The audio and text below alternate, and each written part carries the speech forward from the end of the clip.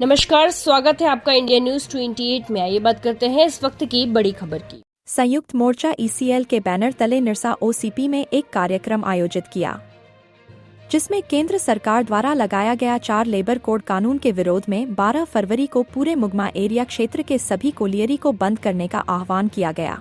वक्ताओं ने इस 4 लेबर कोड कानून के खिलाफ जमकर नाराजगी जाहिर की और केंद्र सरकार को भी आड़े हाथों लिया।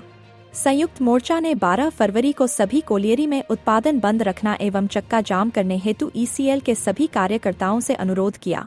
साथ ही निरसा ओसीपी में बिहार कोलियरी कामगार यूनियन की नई कमेटी बनाई गई, जिसके अध्यक्ष राहुल मिश्रा, उपाध्यक्ष सत्येंद्र कुमार भगत तथा उज्जवल दुबे, सचिव अरुण मोची, उप सचिव विवेक मंडल, कोषाध्यक्ष असीम कुमार राय तथा उप कोषाध्यक्ष संतोष प्रधान को बनाया गया।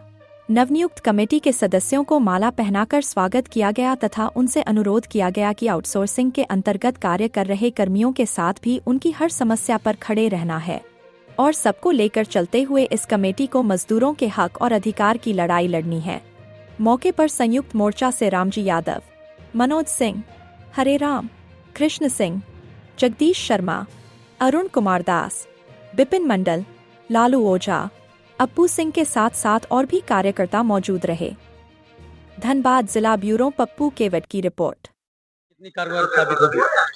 देखिए, 12 तारीख का जो हड़ताल है वो तो मुगमा एरिया में 100% सफल होने जा रहा है, क्योंकि मजदूरों में जो आक्रोश है, क्योंकि इसी मजदूर ने कोरोना काल में जो उत्पादन करके दिखाया है कि देश को जो कोयला नाम का वैक्सीन दिया, जब देश ग्लव्स पहन के और हैंड ग्लव्स पहन के दुबक गया था प्रदेश, उस समय मजदूर जो अपना जान का परवाह किए बगैर अपने जान के बाजी लगाए देश के कोयला उत्पादन किया, ताकि देश में किसी तरह का बिजली का दिक्कत ना हो, क्योंकि देश ऐसे ही परेशान था।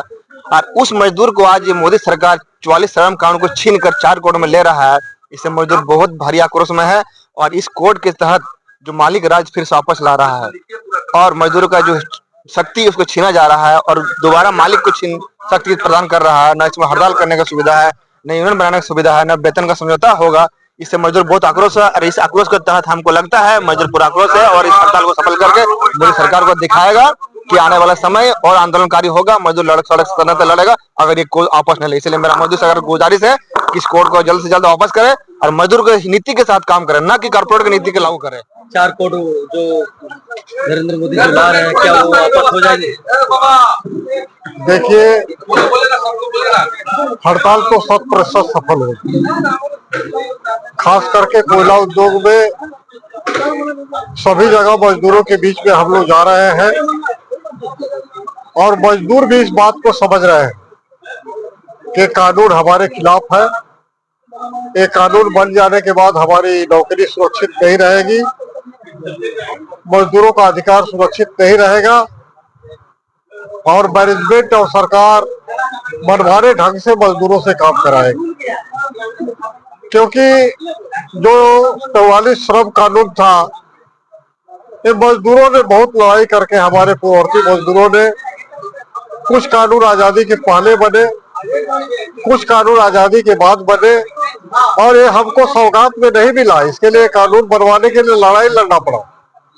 लेकिन आज कारपोरेट के दबाव में, बड़े बड़े औद्योगिक घरानों के दबाव में सरकार जो है उनके पक्ष में कानून बना रही है, क्योंकि कारपोरेट का दबाव है। जब वो उद्योग को खरीद रहे हैं, इसके पहले उन लोगों ने साथ रखा था कि हमारे यहाँ श्रम कानून बहुत कठिन है, इसमें अगर ढील नहीं दी जाएगी तो हम लोग उद्योग तो खरीद लेंगे लेकिन चला नहीं पाएंगे। इसीलिए उन लोगों का दबाव में ये सरकार कानून ला रही है, लेकिन पूरे देश के मजदूर इस बात को 12 तारीख की हड़ताल के लिए देखिएगा कि केंद्र की जो सरकार, आपने देखा होगा कि जिस तरह से मजदूरों पर और किसानों पर हमला करना शुरू किया है। 2014 में उनकी सरकार बनने के बाद उन्होंने 2-3 काला कानून लाया किसानों के लिए। किसान इस बात को समझ गए बहुत जल्दी और लड़ाई करके अपने जो 3 काला कानून था उसे वापस करा लिया। मजदूरों का भी देखिएगा कि जो उसी टाइम बनाया था, ये 44 कानून को बदल करके 4 कोड में ले आया है। कोड कोई कानून नहीं है, मजदूरों पर एक दमन करने के लिए, मजदूरों को परेशान करने के लिए 4 कोड बनाया है। पूंजीपतियों के पक्ष में, वो अडानी और अंबानी के पक्ष में एक कानून बना करके पूरे देश की जो औद्योगिक वातावरण है इसको खत्म करना, खराब करना। और 4 कोड के माध्यम से आप देखिएगा कि मजदूरों पर आने वाला दिन में जो इनका कोड में लिखा है उसमें किसी तरह से मजदूरों के ऊपर कोई कानूनी अधिकार नहीं रहेगा। इसीलिए देश के तमाम 10 ट्रेड यूनियनों ने मिलकर ये हड़ताल का घोषणा किया है। 21 नवंबर को इन्होंने एक नोटिफिकेशन किया है, उसके खिलाफ में उसी टाइम एक बात हुई है और 12 तारीख की हड़ताल लग रहा है कि पूरे देश में जबरदस्त हड़ताल होगा और मोदी सरकार को पीछे हटना पड़ेगा।